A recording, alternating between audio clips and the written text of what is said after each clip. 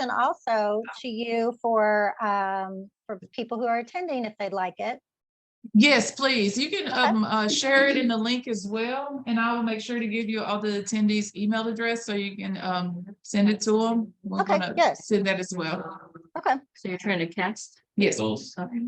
and lettuce and cucumbers, that's it. I might need to How do you exit. get, yeah, how do you get it out? So go to your text again, and just go to search, yeah, right there. And I got it. Let's do this. I don't know.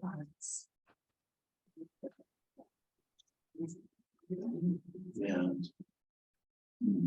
I don't know. Presentation of the Ross is down in the second round of this, so I have that view on there. Are you connected? Mhm. To the Wi-Fi. So you think they gotta plug from TV? No, you should be able to do it like this. I'm sorry, it's this one. I had that. Oh, there we go. You might have been connecting to somebody else. Yeah, I was sorry. Let me say, thank you. Wait a minute before you leave. It's still not showing. I need to show this right. I'll get the Zoom to show up on this one.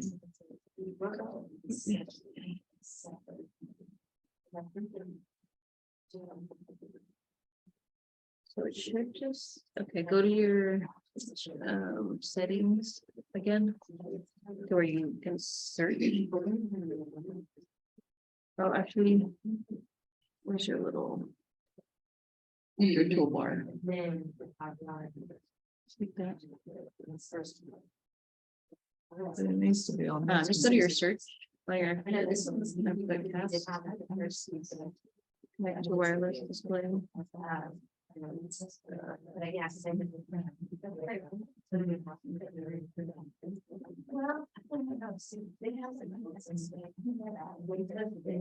What is it? Multiple display? That's I have it starting in 5. Thank you. Family come back, I'll send it to her. And that's it, they changed. Yeah. That's all like the second Saturday night. Yeah. Well, yes, we were ready to start our first one.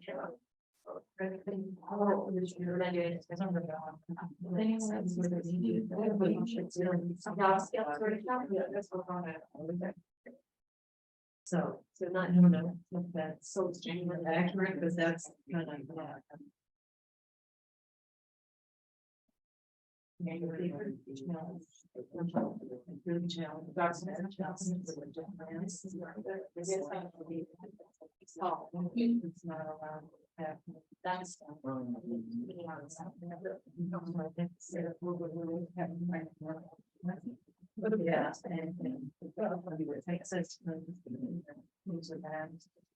Yeah. And I am.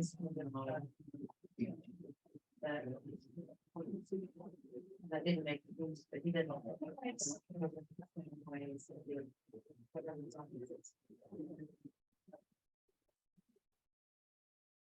Just see it counting overhead like we were saying. And I don't. Some of it's counterintuitive, so I'm like, I don't know what you just have. Or like calculations. Oh, I don't have the mindset for it, yeah. So.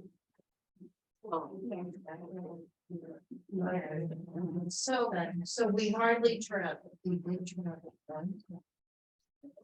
Okay, now just get back to your, oh, what happened? You was there. I left you alone and you So got it's it. disconnected. Your default speaker has changed it all.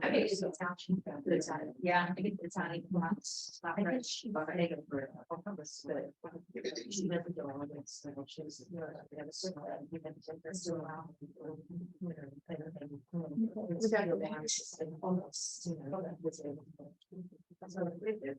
He did put it around and see himself. That was really the time that for me. But it was just considered online. It's there, but I don't know why it included you out. You should be okay. Nobody went in, yeah.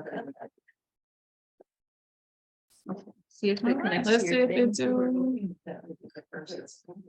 there we go. Yay. Yes, okay. Woo-hoo. Thank you. We got you connected. So whenever you're ready. Let me see chat. Okay.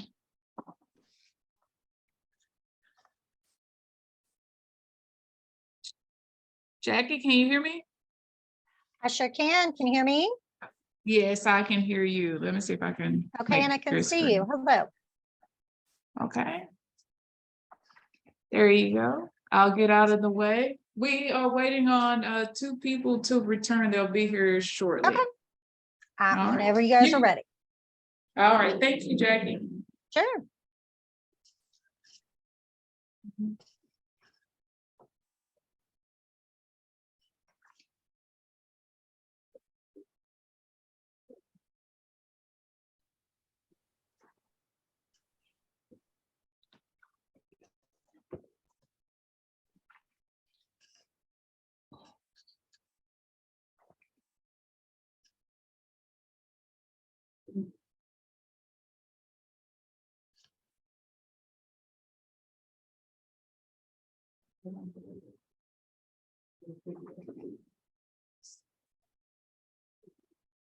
I was just thinking.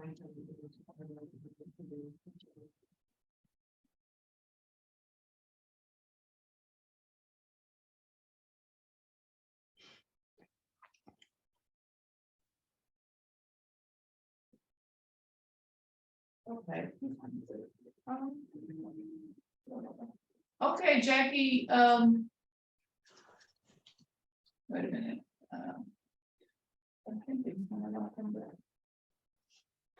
We can go ahead and start. You It's ready? 12:05. Yes. ma'am. Okay.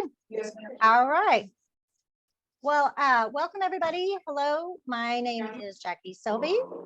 I am the Director of Community Outreach for Community for Permanent Supported Housing, or CPSH.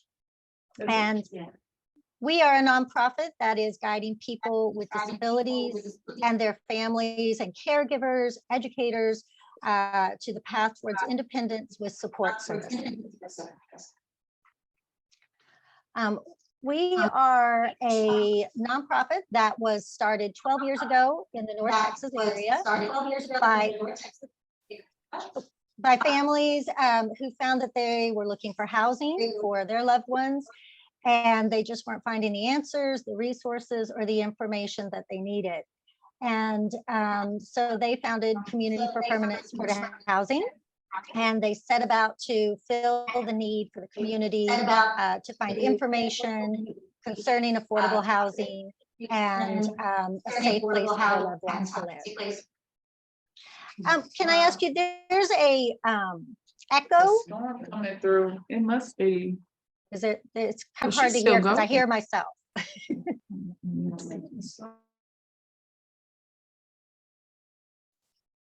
Okay, you guys are on mute, so I can keep going if you give me a thumbs up and you can still hear me.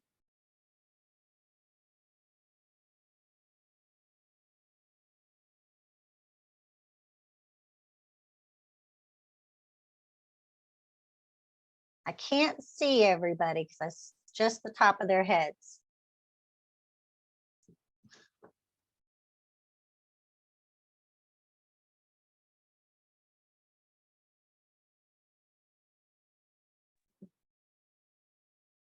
I'm not sure why we can't hear.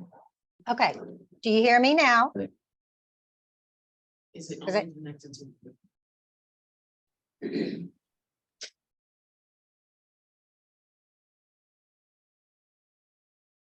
I don't know. You can't hear me at all? Okay, we might have to. Tell her we can't hear.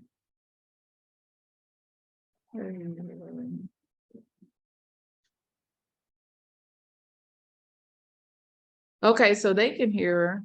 Yeah, you guys can hear me? And know I why don't- we can't. I don't hear the echo now. Hmm. Let's see, where did she? So maybe we want to disconnect it from passing. Okay, how do I do that? Okay.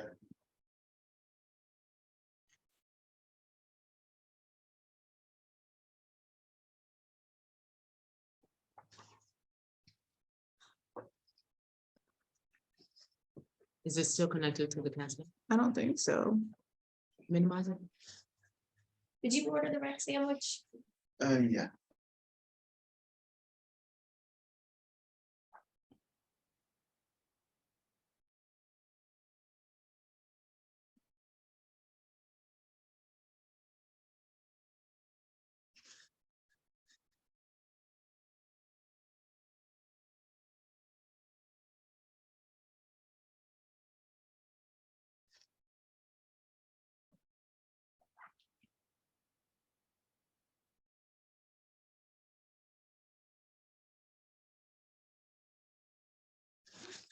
Anything I can do on my end?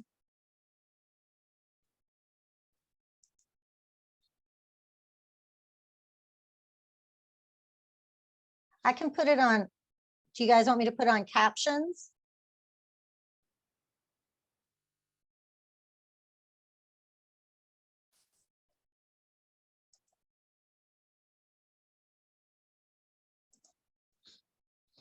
Okay, I have captioning on, if that'll help. Well, it's supposed to be on, right?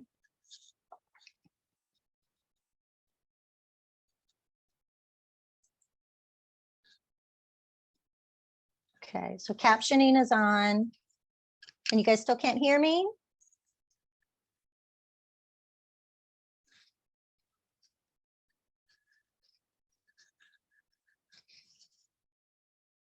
Okay, I'll go ahead and continue. Hopefully it'll be recorded. And then the information is on here as well. So just talking about the history of CPSH, we have worked for the last 12 years.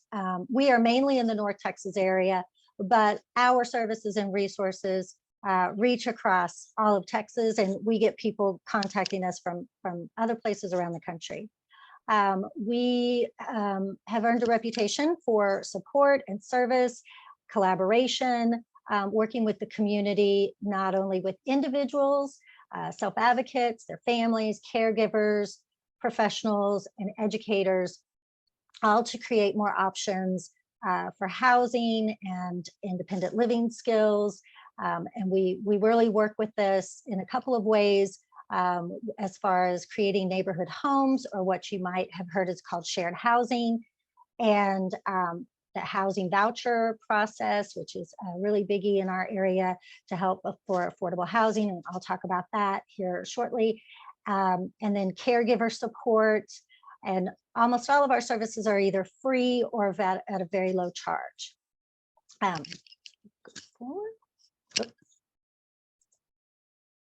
This is a screenshot of our website, and I have put the our website in the chat box for you as well.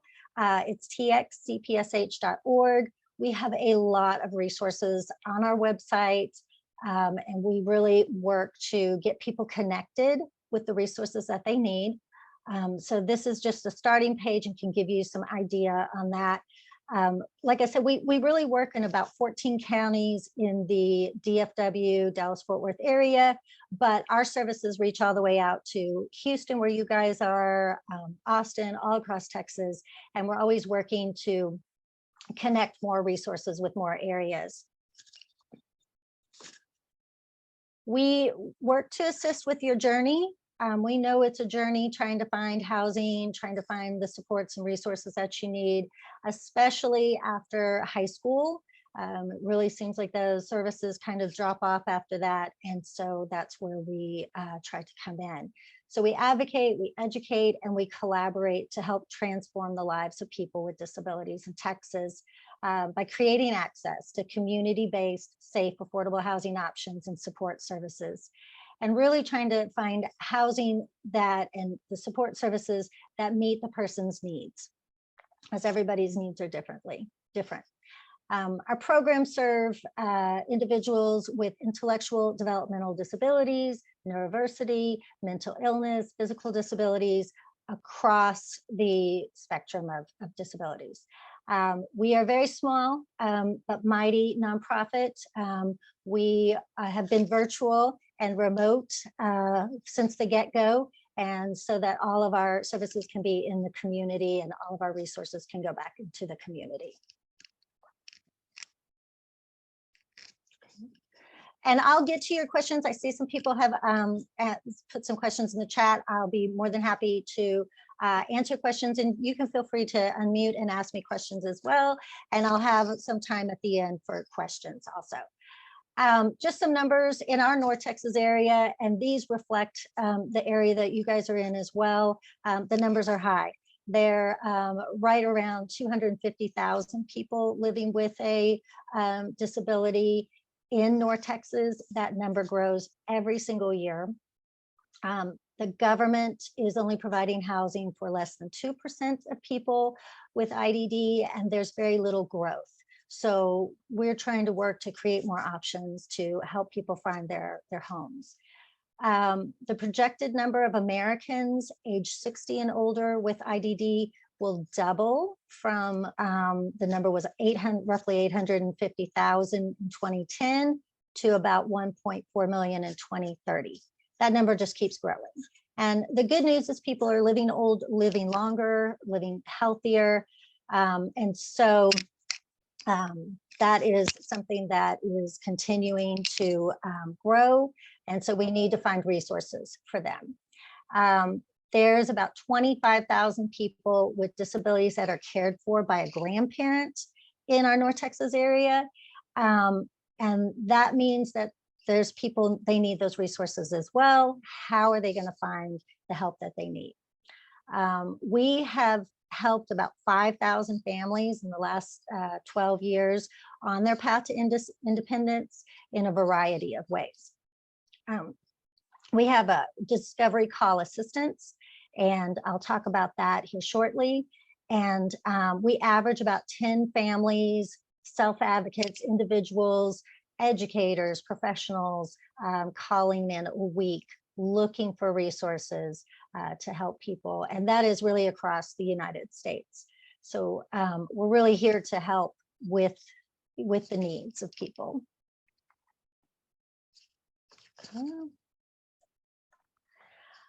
We just recently announced that we have a new name for our services part of our organization, and that is called Finding Independence by CPSH. This is really to reflect that we're creating resources and opportunities for people with disabilities as they are on their journey. Finding Independence really reflects that path that we're seeking and how we're helping people. So we're going to be having some new branding. We will still always be CPSH, but we have our compass and the Finding Independence name, and that really reflects our services, our specific services as well. So we're really excited about this new name. Our mission for our service organization is Voice, Choice, Path. And we think that reflects the vision that we're going with. And so we help chart the path so people with disabilities can find their independence. As we said, our mission for this services is voice, asking for what you need, choice, selecting among your options or creating a decision, and path, planning your course to meet your goal, having a path, having the steps, having a guide to help you meet the goals that you're looking for. It's important that people have that and have their voice heard. Our approach is support services, resources. In Texas, our resources are more of a challenge to find, I would say. And so we are constantly looking for ways that we can connect people with resources, find resources, collaborate to get more resources. So that's one of the reasons that we're here. And then housing options. The important part of housing is safe and clean. And, that's number one. We want people to be safe in the home that they're going to be in. We have in familiar neighborhoods, near transportation and work, and affordable at 30% of income. That could be SSI, SSDI, RISD included, and with a roommate if possible. And if not, if that's your choice not to have a roommate, then that is also another important part of it. Let me see. I've been letting people in to here. Okay. Sorry, 1 second. Okay. I thought I got everybody admitted. Okay. And let me see, I had one person say, yes, service for housing is hard, dealing with that currently with a client. It is a huge challenge. And in our area, I don't know if it's gotten easier or not, but it is a challenge. These three gentlemen right here in this picture is an example of a shared housing, or what we would call neighborhood housing setting. And they've been living in their home for 5 years now. And they have a service provider that comes into the home periodically to help them. And their family owns the home they live in, but the family does not live with them. And so I'm going to talk a little bit more about that, but it's a good example of how a different option could work. So housing options. We pretty much have 4 kind of basic housing options right now. Private facilities and developments. These services are not covered by state or federal funds. There are a couple of these around. We have 2 in our area. I think there's a couple up in the Houston area. So the one challenge with that is I haven't heard of more that are going to be open. There are some waiting lists for these, so it can be a challenge to find those and find the right fit with those. There are companion care homes. These are supported and covered by HCS and SSI, so that's an option. Then we have the neighborhood homes, which I've talked about, or what some people might hear as shared housing. So those are homes, they can be single family homes, apartments, or condos, and they are covered by a combination of private and government funds. So those, the young men in the picture before, that's a neighborhood home that they live in. Their services are covered by private, could be covered by SSI and some private funds, a combination. And then you have managed housing or state funded housing, and those are what we might know as group homes or a for-profit home. Those are state funded and HCS provides services. And again, one of the challenges with the group homes is finding more homes. They're not increasing a lot of times, the amount of homes. So it can be a challenge. And we just need more housing. So the 2 main homes that we often hear about are these group homes, and then what I'm going to talk about the differences with the neighborhood homes or the shared housing. because it's an option that can be done anywhere. And so some of the differences with the group home is that it is a Texas state approved service centered home for a group home. And then the neighborhood homes are person centered and they are not considered for profit. So with the group home, the activities are group planned. So the group does everything consistently together. In a neighborhood home, you have a little bit more individuality. People can create their own schedules. So it's a little bit different in that way. Housemates may be assigned in a group home, and in a neighborhood home, you can choose your housemates or your roommates. In a neighborhood home, it tends to be one person per room. A group home may have other options. They may have 2 people per room, 1 person per room. So it just depends on the different situation. The property owner or the family that owns the home in a neighborhood home cannot live in the home with the individuals.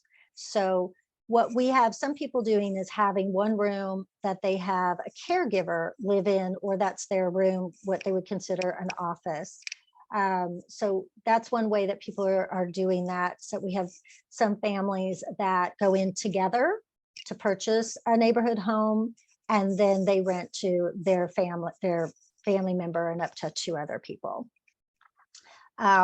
This is something that we know is a little bit different, and we have workshops, we have information on neighborhood homes. So this is something you're interested in. It's something you can talk to me directly about. I've put my email in there, and we have a lot of information on how to set these up, how to do this. We have great examples from some other families that have done it as well. Again, with the group home, there's limited stock. We hope that will increase at some point, but really at this point on the horizon, we haven't been told that it's going to increase. Then the service agencies for a group home, they become the landlord of the home also. So with the neighborhood home, the property owner still owns the home, and then they can, the care of the people that live in the home can be managed in different ways with a caretaker, or the family can still be involved. So there's a little bit more, options in how you would want to run that. So with a neighborhood home, we have a lot of progressive service agencies that can come into the home if needed and provide the care that is needed. So there's some different ways that that can be done. And one of the things that we found is the neighborhood homes give property owners a way to participate in improving people's lives. And an example of that, we had a family who was building a new house and decided to move out of their old house. And they didn't have anyone with a disability in their family, but they wanted to do something with purpose. That's part of their family motto, is doing things with purpose. And so they had heard about this option of renting their home to people with disabilities, providing a home. And so they contacted us, and we were able to get them connected with an agency to manage the home. We helped them with an open house. They had people came in and were able to view the home. We had over 60 people that showed up the day to the open house, which was wonderful. We got that in right before COVID hit. And now we have 3 people living in that home. It is a lovely neighborhood. They are in close proximity to the library, to the rec center, to grocery store. They can walk all over the place. And but the property owners have, they don't have to run, they don't have to do the services. It's all managed by the care organization. And so it has been a very positive situation, but this was an example of how a property owner just wanted to do something that they could help improve someone's lives. So what we offer in our, as part of our resources, We offer quite a few workshops, trainings. We have informational trainings as well. And everything that we're doing right now is virtual.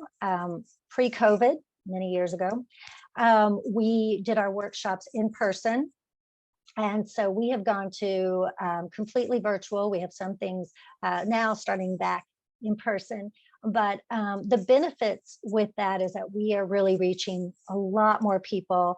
For example, you guys, I'm in Arlington, Texas. I think you guys are all around the Houston area. So it's been very beneficial for being able to reach more people. But we really provide quite a bit of workshops and trainings in independence, what that entails, what the steps to independence, the resources.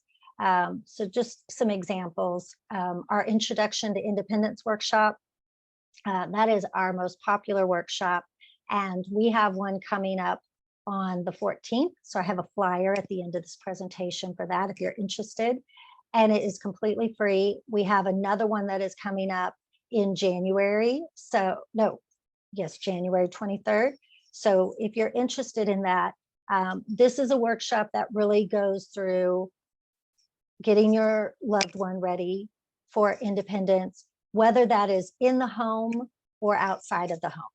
And so that is everything from getting set up with Social Security, knowing the difference between SSI, RISD, SSDI. That's a lot of information. Medicaid waivers. We talk about housing. We talk about safety. This is a really big one. Of course, safety is always really important. And we have a lot of ideas for safety products that are very affordable in the home that can help people be more independent and safe. So it's a lot of information, and it's for individuals, caregivers, professionals. I mean, it's great information. So we have that. Discovering CPSH. We do these periodically where we really teach people about how our resources can help them. Our Meet the Experts is a series that we do periodically, usually on a Friday for about an hour, where we bring in experts in the field of disabilities to talk about their programs and then to answer questions. So we've had people from Consumer Directed Services, Truly Financial, which is a financial organization. So we've had a couple different ones. We're working on getting more of those. And these are all listed on our website. And then if you subscribe to our newsletter, you'll also find out when these are coming up. So this is a link to our website, so you can go straight to the services page. We have several of these that were pre-recorded, so you can get the video and watch it at your leisure. We also have, like I said, a couple workshops on how to create a neighborhood or shared home. We have one we did recently that's really geared towards property owners who already own property or are close to owning property. And so that really gives them the steps on how to do this, how to accept rent, how to put your house in LLC, just some different things like that. We have a caregiver information and counseling. That's the one workshop that's coming up on the 14th. We have one of our big things that we really work on is vouchers, and helping people to find housing vouchers that are specific for people with disabilities to help them afford housing. And project-based housing vouchers is a workshop that we do. Those are vouchers that a property owner applies for, and the voucher stays at the home. And then up to 3 people in the home would then pay 30% of their income towards rent. So there's an application process for that. There's a lot of information on that, but we have videos and workshops on that. We do trainings. Safety training was our really big training that we did, and that is an in-person training on all types of safety, from severe weather safety, financial safety, internet safety, community safety, kitchen safety. And it's a hands-on class. So we haven't done it since COVID, but it's an extensive class, and it is done with the person and their support, because we want the support to see what their loved one knows. So a lot of times I feel in those safety trainings, we're teaching the supports a lot more than the kids. Seems like the kids know a lot more, but that's open to ages really 14 on up. So we haven't had those scheduled in a little while, but we're starting to get those coming back up as well. And My Home Plan is a training that we can do with groups. We can do that virtually or in person. We've done them in the schools, we've done them at centers, just however it works. And that is getting the conversation going about housing. So it's a very interactive class, and it really gets people there to start thinking about where they would want to live, what type of home, and then we get the information that they talk about, and the goal is for them to take it home and talk to their family about what some of their choices are. We also provide one-on-one consultations. Those we set up upon request. And that's where we can really talk about specific needs that families have, and we can make a plan of action. So a lot of that centers around housing vouchers and how to access those, transition support services, and discovery calls as well. But we have a lot of our consultations revolve around getting people ready with independence and what they know already and what they need to know. We also have a training through Texas Workforce Solutions. I heard this earlier that somebody was there from or talked about Texas Workforce Solutions. So we have a training called My Independence Action Plan, which can also be done virtually. This is for students 14 to 21, and Texas Workforce pays for this, and we can do this virtually as well. It's a 2-part training, and it focuses on pre-employment skills, housing, and self-advocacy. And so what we do is we identify, we go through, we talk about it, we identify what the needs are, and then we create a plan of action on what somebody needs to be working on. So for example, we talk about with housing, do you want to live in the country, in the city?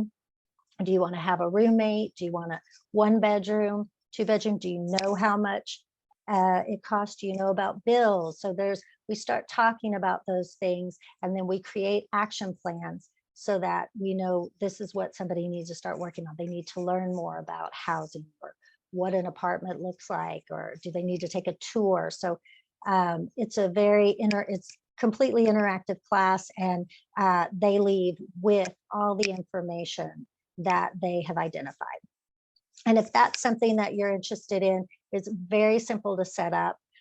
So it's another one. You can contact me. I can help you get in touch with your whoever your Texas Workforce Solution coordinator, and that can be done virtually and at your convenience. So we have a lot of trainings. This is our website. This is our service list. There's a whole bunch of them you can go through.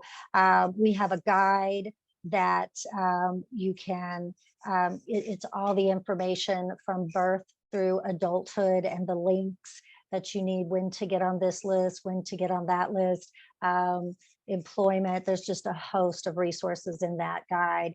And that was written by parents for parents. So it is not in the government lingo. So it's just, easier to understand and digest, but it's a lot of information. So this just gives you an idea. With our discovery call, if you want to contact us, we have a very short form that you can fill out to request what kind of information you're looking for. And then I call you back and we discuss that, and then we get you the resources that you're looking for. So that's a really good resource for anybody who's looking for some needs in our community.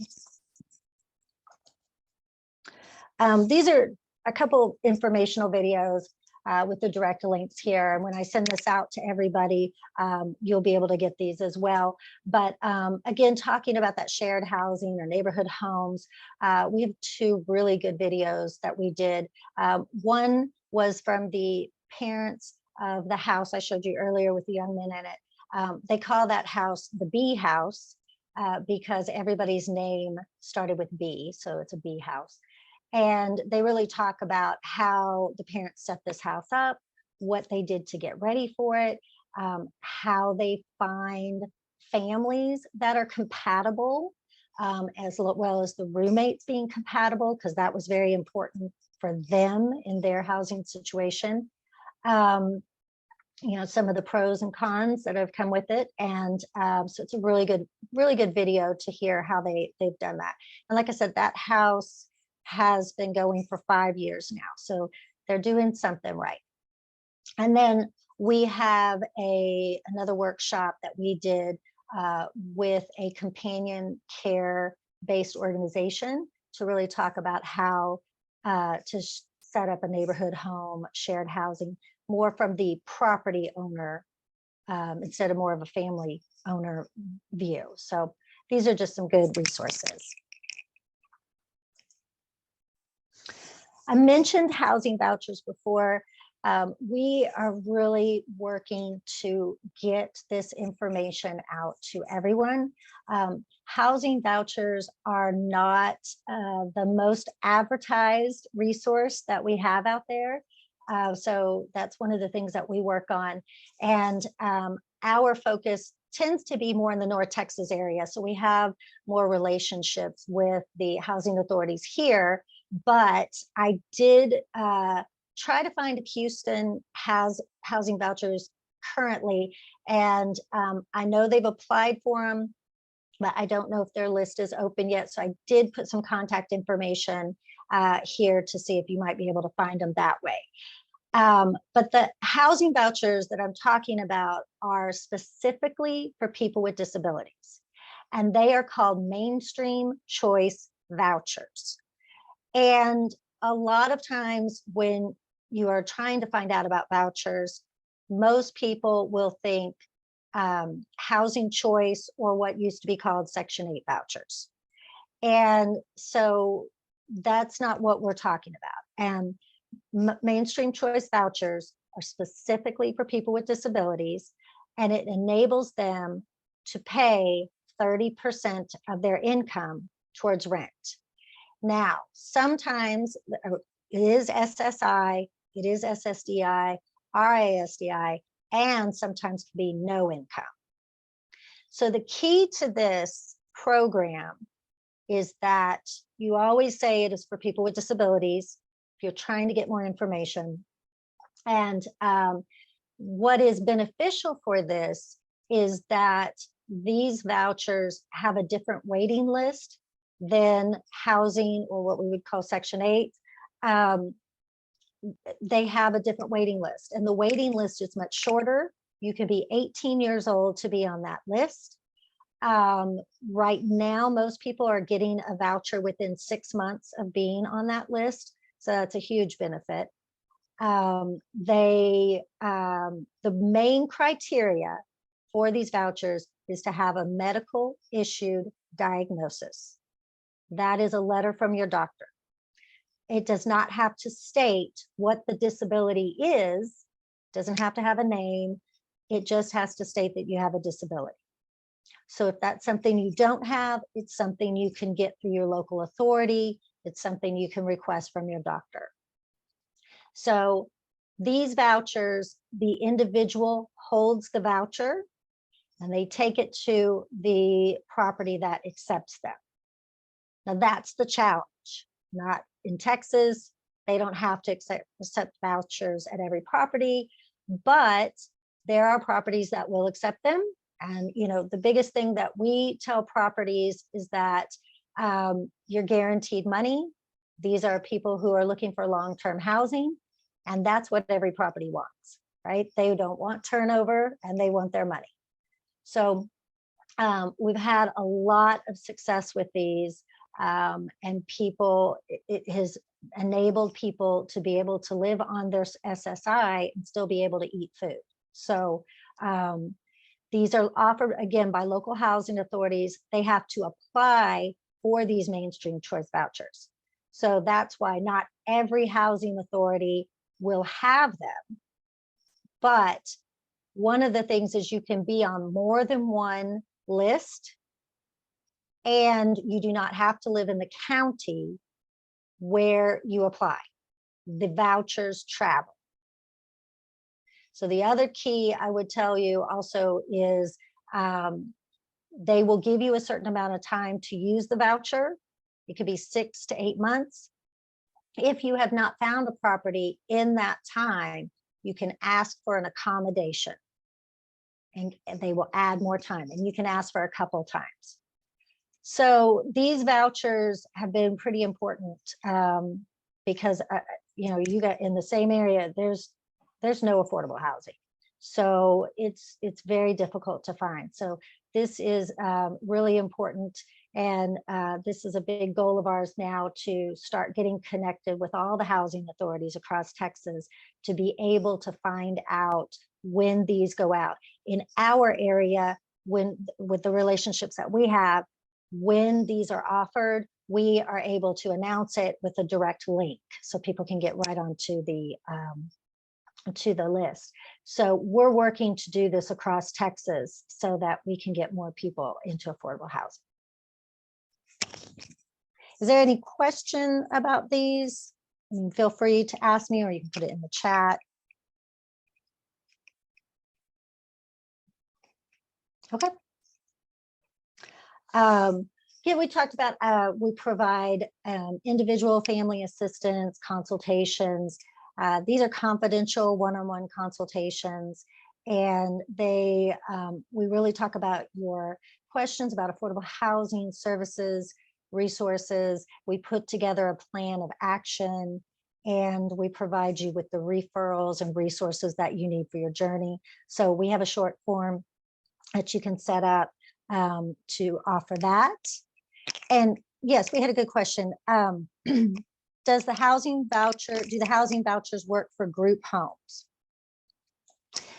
and personal care homes? Okay, so the vouchers, it depends on if the group home would accept vouchers. So that would be the property owner has to be able to accept those vouchers. So there's a form they can fill out. It's not very long. And so in a personal care home, same thing. If that would be dependent on if the property owner accepts those vouchers. So that what would need to happen is that property owner would need to contact the housing authority and say, I want to accept mainstream choice vouchers for people with disabilities. Always add the for people with disabilities on the end, so that you're going to be getting the mainstream choice vouchers. And that contact, I hope that contact that I put on there would be a good one. So that would be something that you would contact that person and say, look, this is what we're wanting to do. But you could, it could, if it works out with them.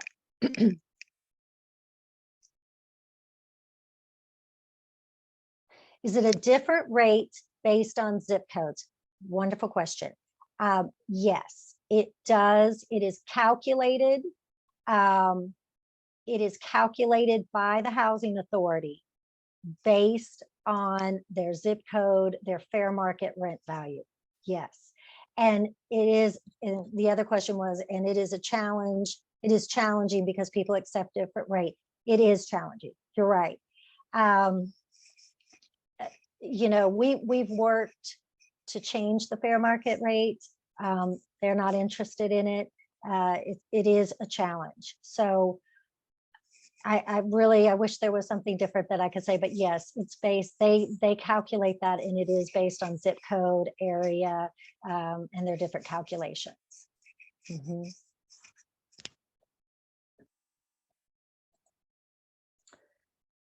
These are just some examples from some of our workshops, and just some of what our parents have said. a lot of people, this was from our Introduction to Independence workshop, and they've stated they just weren't prepared, that we had the information about housing that no one else does. My wife and I attended your workshop. We followed your advice and helped our son move into an apartment. These are what we want to hear, people finding homes, and that's what we work for. So we get a lot of parents that needed a path, and we were able to help them. So we're very benefited by that. This was our discovery call. Again, just wanted to tell you this is a resource. There's a short form to fill out, and the link is right there. But again, that is a way to contact us, tell us what your need is, and then we contact you back to find out what you need. We talk about your resources. We send you the information that we talk about. So it's a I talk to people almost every other day, and the challenges are great. The challenges are great. So feel free to use this as a resource. And we had another question: does mental illness count as a disability for the vouchers? It does, yes. So these are across the board disabilities. There's no regulation for the mainstream choice vouchers of what type of disability. And this also goes based on the person's income, so not household income. And we really encourage people to look at all kinds of resources when you're looking for housing. So if your loved one is 18 and over, we strongly encourage you to get on SNAP benefits, and those benefits can then transfer when they move out. Those SNAP benefits also help enable someone to start buying their own groceries and start paying for something. So they're learning that financial independence as well. And when you're filling out SNAP benefits, they're going to say, what is the household income?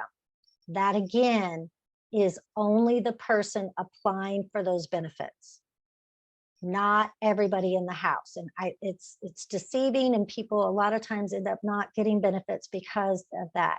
But it is based only on the person that is applying. That's the household. So,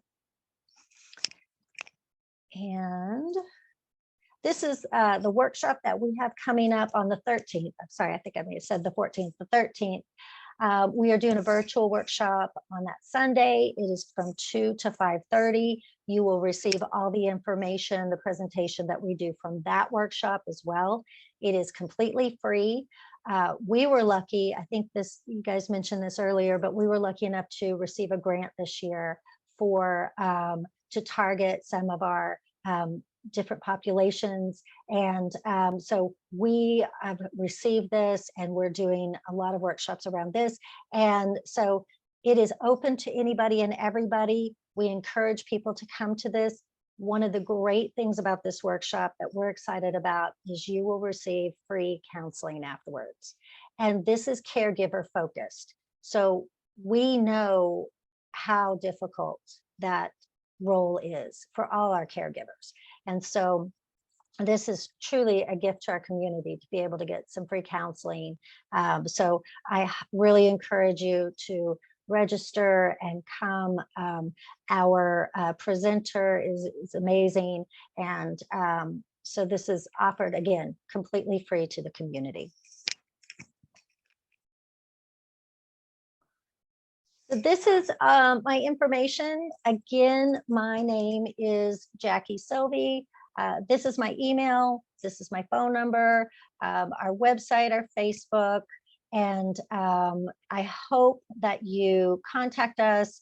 We have all kinds of information, and we're really here to help you with your needs. So please feel free to contact me. And I'd love to open it up to questions. If anybody has any questions, please feel free to ask. You can unmute and ask me, or put it in the chat if you'd like, or maybe have to type it in, I think. Is that, Alyssa, what you're having to do?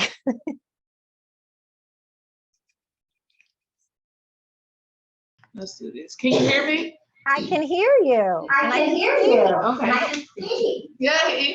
So anybody have any questions they would like to ask her? Because you can hear. Yeah. I have a question, like, how is the waiting list so short? And not that I'm upset about it, but they can get in a home in like they can get a voucher to get in a home within 6 months, and does that voucher help with like the deposit, the first month rent? How does that work? Okay, it does not help with the first month rent, but with the voucher, you do not pay deposit fees, you don't pay application fees. So the fees are way less.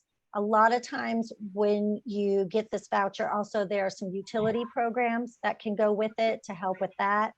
The waiting list is less because it is more specific, and they open it up for a while and then they close it.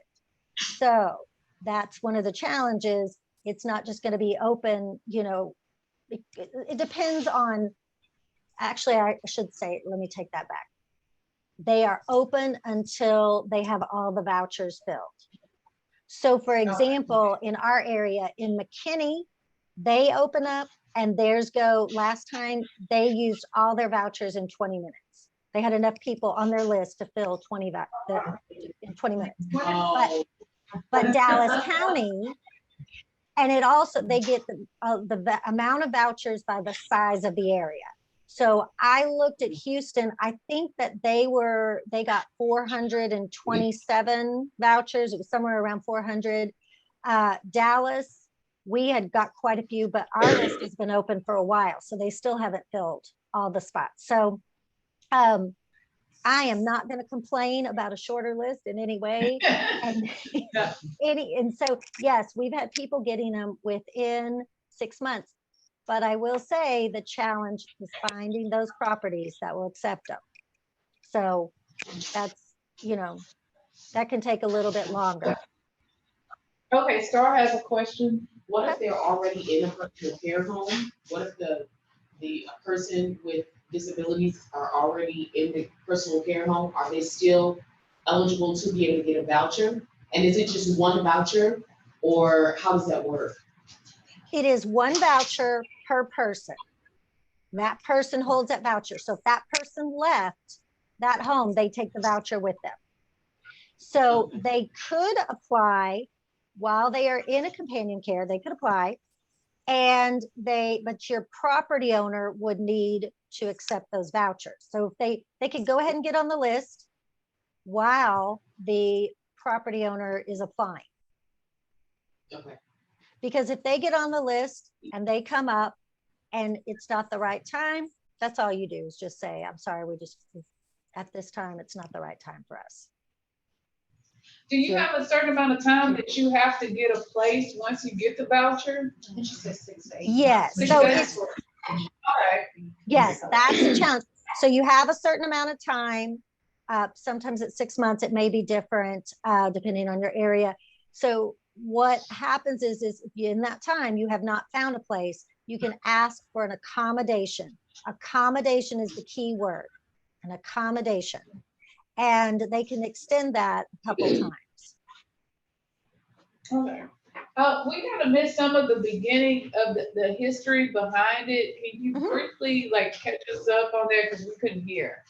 Okay. Yes, here I can go back real fast. Okay. Okay.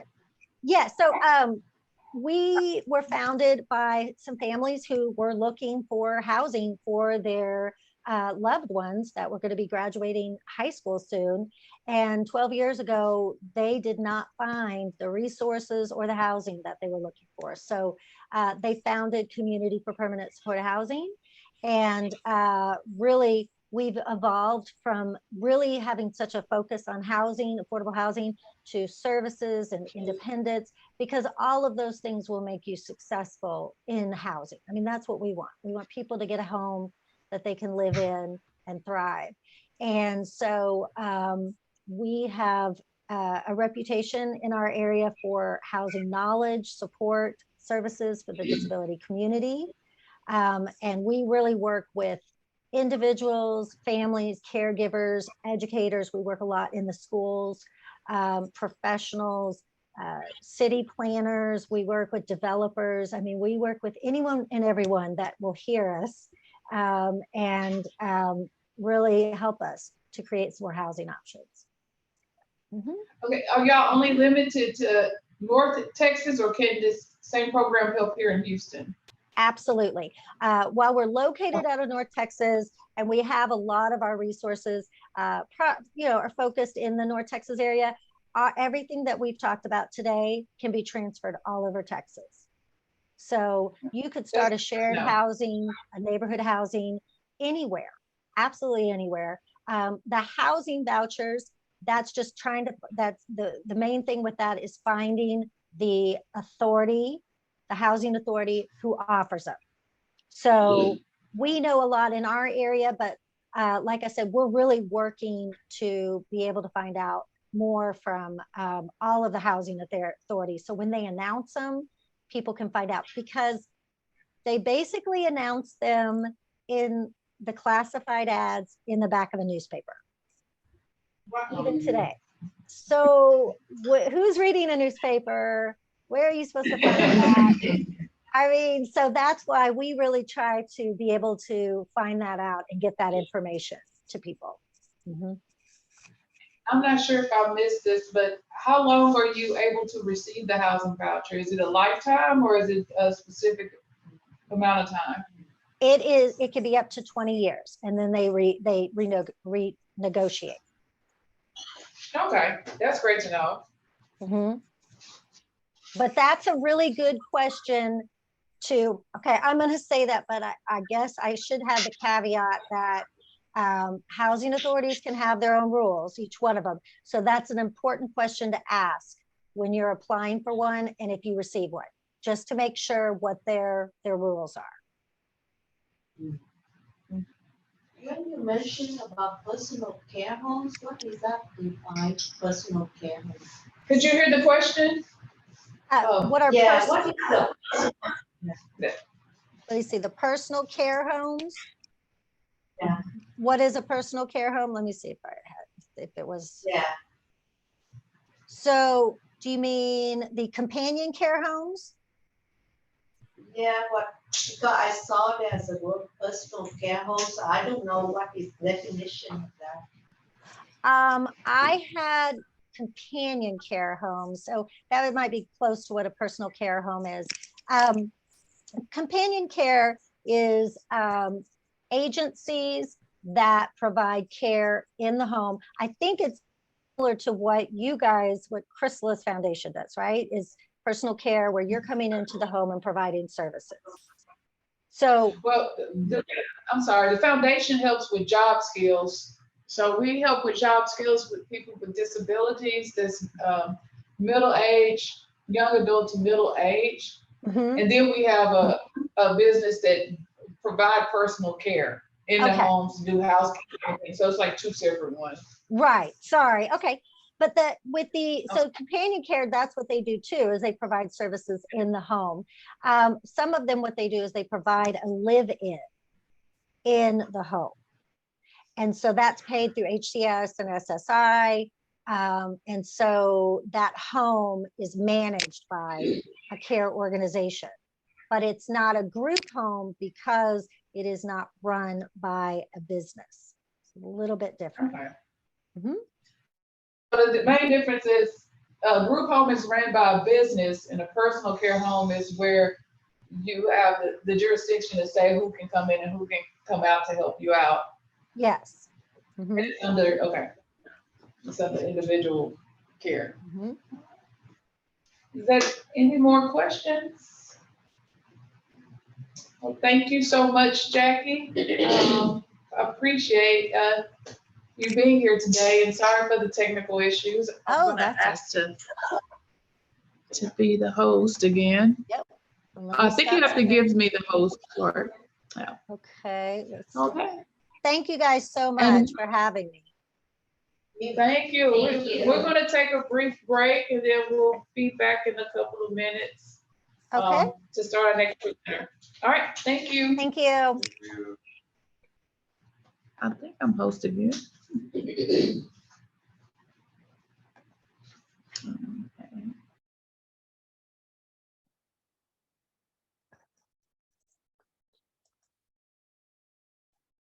Oh, I'm still.